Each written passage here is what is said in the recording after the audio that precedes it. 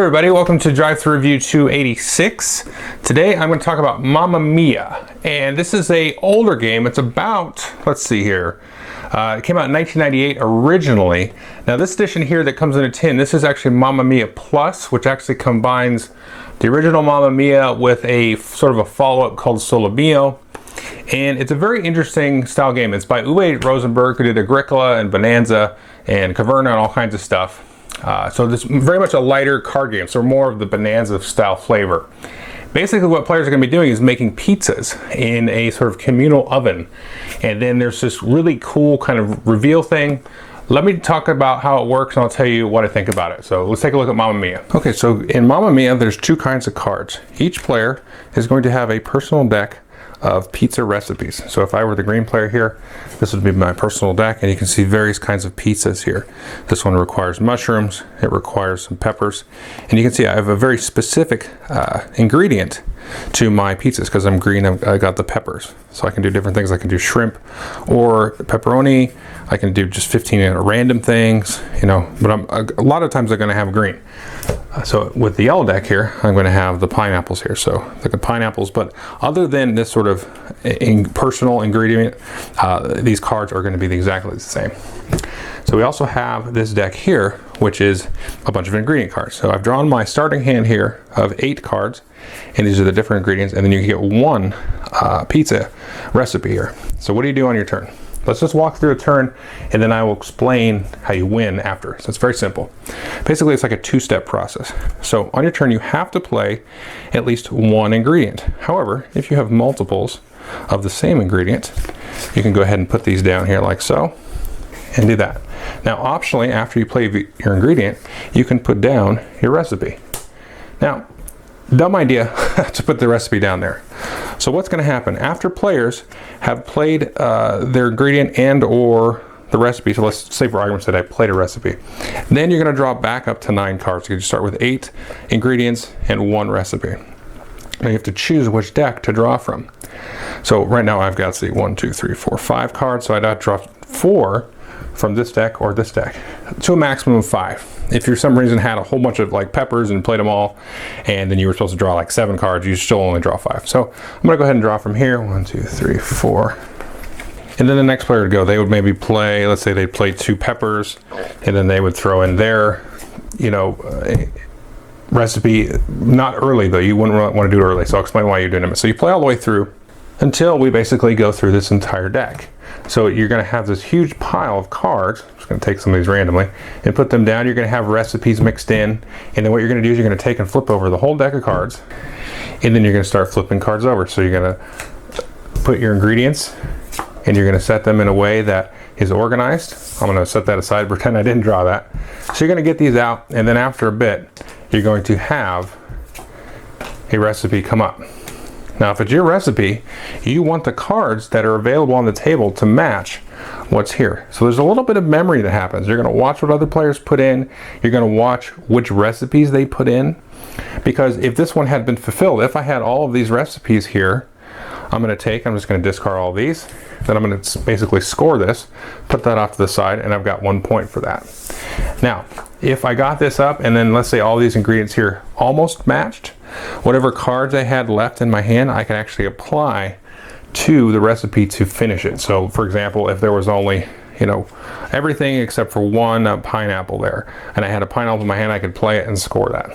Now, if I can't, if there's just no way I can score it, I can if I want to ask for help. If somebody can come along and help me, and what's going to happen is I'm going to go ahead and score that. Then they're going to take the top card off of their recipe deck and score it. Now, I don't know if that's a new rule with this Mamma Mia Plus. I've only played a copy of Mamma Mia before getting this with my friends, and we never played with the helping rule. So maybe they forgot to tell me about it, or it doesn't exist in the original game. But I don't see why it could. It doesn't really matter which copy of the game you have. Now, if you can't score it, nobody wants to help you, you take and stick this underneath your personal draw deck. And basically what we're going to do is we're going to play through this 3 times. So we're going to play through, reveal all the cards. Once all the cards and recipes have been revealed, we're going to shuffle everything back up.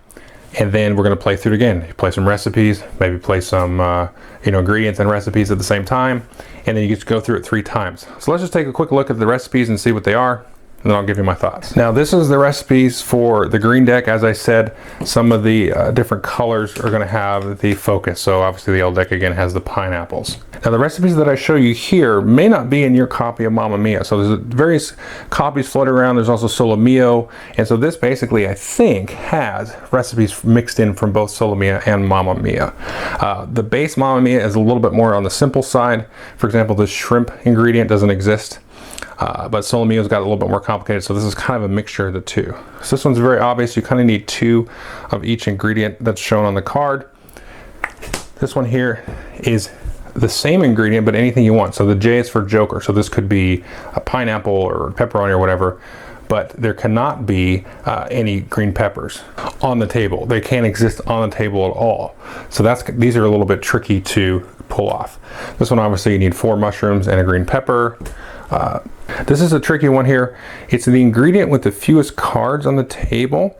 So this is a real tricky one to pull off. Basically, you look and see whatever's on there, and then you kind of want to be able to load cards with it out of your hand. Now, if there are no ingredients, let's say there's no mushrooms, you don't count that one. It's just like something that only has 1 or 2 of, then you're going to use that. Plus, you need 1 green pepper. Again, another straightforward one. Green pepper, some pepperonis. No green peppers on the table, but 3 of these pineapples. This is an either or one. You need the green pepper, but then you need either 4 pepperonis or 4 shrimp. Same with this one. You need the 4 olives or 4 mushrooms. This one is any 15. You just need 15 ingredients out on the table. Of course, you can help with your hand as well.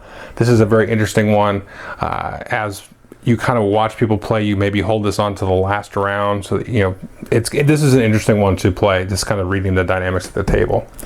4 shrimp and a pepper, another straightforward one. Now this one here, you need 6 cards of 1 ingredient and then also green pepper. They've all got to be the same. And then you need 2 different, you need 4 of 2 different ingredients and then a green pepper. And this one, you basically just need 1 of each. So that is the variety of recipes that you're trying to fulfill as you try to memorize cards that are played into the main draw pile. Okay, I hope you enjoyed the overview. This game is great. I really like this game. I know the last few videos I've been doing, I'm like, this game is awesome, this game is awesome. Well, they all are awesome. This one's really cool. It's a very old game. You know, it's an Uwe Rosenberg game, so it's totally not anything like Agricola or Caverna or whatever. But it's very much a memory game because you're looking and trying to remember what ingredients they played and then what recipe they maybe played on top of that. So you go, okay, that recipe is going to eat all of those ingredients, so I'm going to be out of luck there.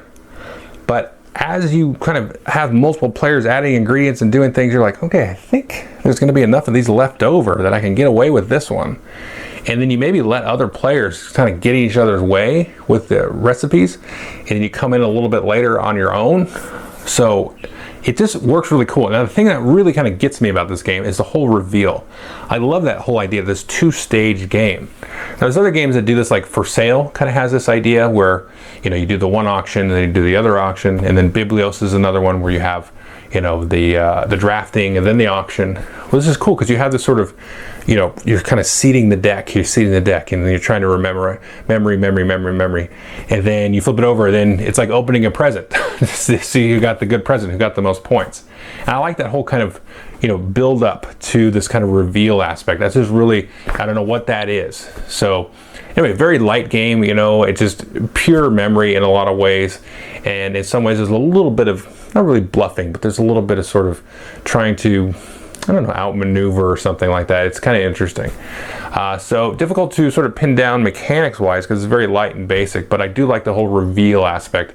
It's very fun and very quick and very light, and you know, it makes you want to eat a pizza, I guess. So anyway, so definitely check this out. It's a little bit difficult to find. The Mamma Mia Plus is still in print, I think. So that's going to be the only one you can find, but you can find the original, you know, printing and stuff on Board Game Geek as a trade or something. But anyway, so take a look. Thanks.